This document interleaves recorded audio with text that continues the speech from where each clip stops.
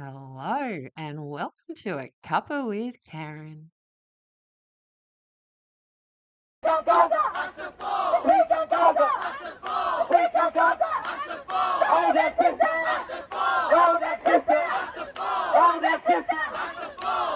Last week, students at Columbia University, with Students for Justice in Palestine, set up an encampment on their university campus, demanding that Columbia disclose and divest from its economic ties with Israel.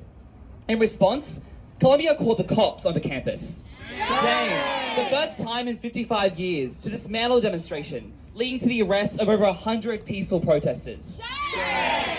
The local community turned out, but more students turned out, and the encampment spread across multiple university campuses in the United States. To name a few, New York University, Tufts, Yale, the New School, University of Michigan and Minnesota, and even to Canada at Alberta University. But why else are we here?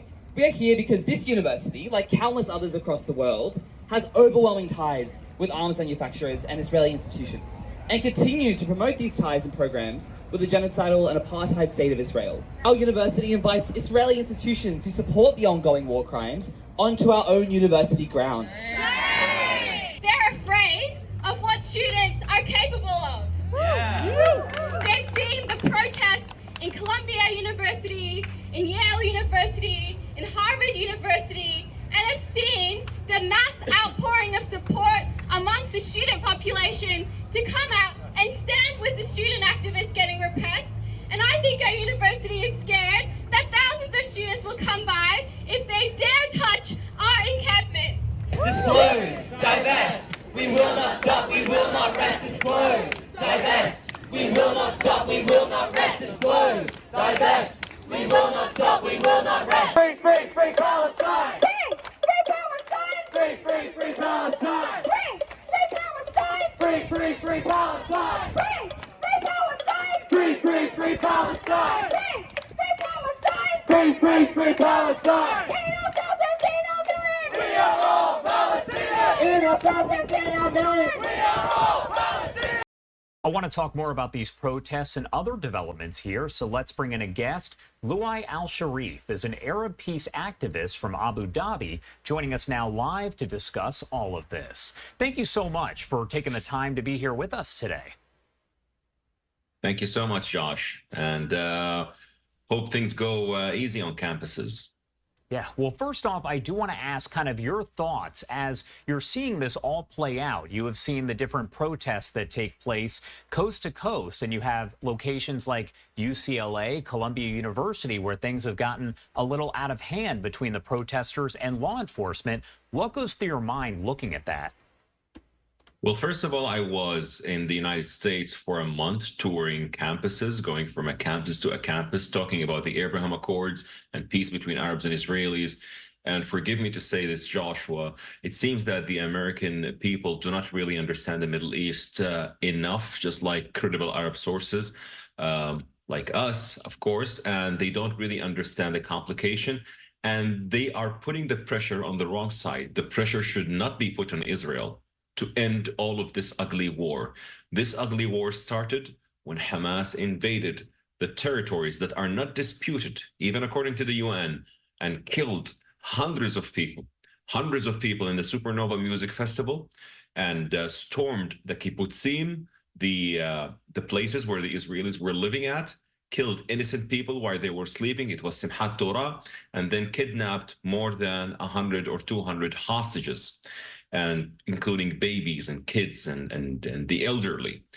And now no one is putting pressure on Hamas to release those hostages and lay down its arms to end this war. They are putting the pressure on the wrong side. I just saw in the interview, or in the report that was just played a while ago on your channel, that a student says, we are not going to move until there is a deal reached. Well, I hope they would say we are not going to move until Hamas lays down its arms and release all the hostages. And this would lead to a war end, not today, not now, but in the exact second it would end now.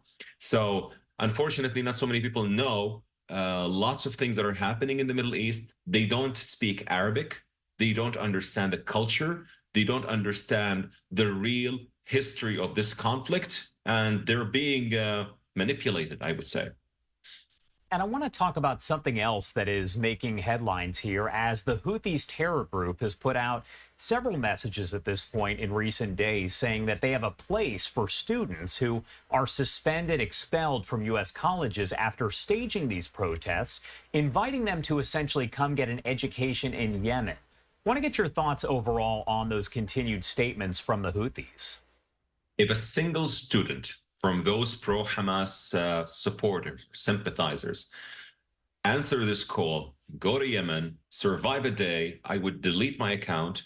I would stop being a pro peace activist with Israel. I would stop being pro peace activist for the Abraham Accords. And I would absolutely stop all the activities and bring more Arabs who are in this peace activism to stop. But we know that this wouldn't happen. And we also know that those who would cheer for Hamas, they would never survive a single day under the ruling, but they think they are doing something for a better cause. We do care about the Palestinians, even the Arab activists for peace. We do care about the Palestinian people and the innocents, but we believe that what Hamas committed on October 7th was suicidal. It was a suicidal operation that brought Gaza into hell. All of this started on October 7th and not in 1948, like people say, because the attack didn't happen on disputed lands. The attack happened on an undisputed land, which was, according to the UN, an Israeli land.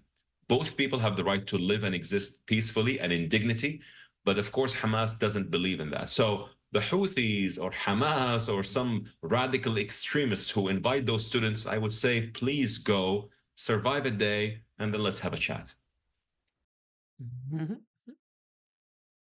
See you later. Bye.